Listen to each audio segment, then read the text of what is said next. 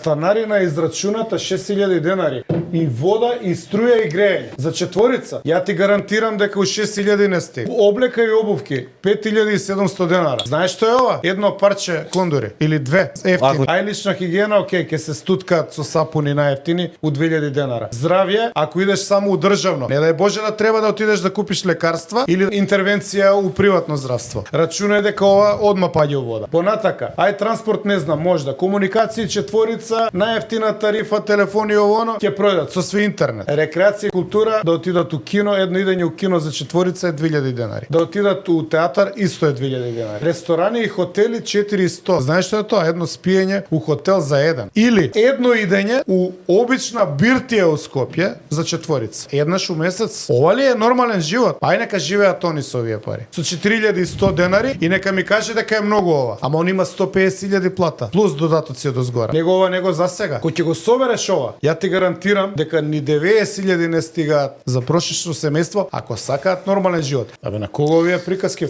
Они немаат уопште допир со реалноста како живее обичниот граѓанин.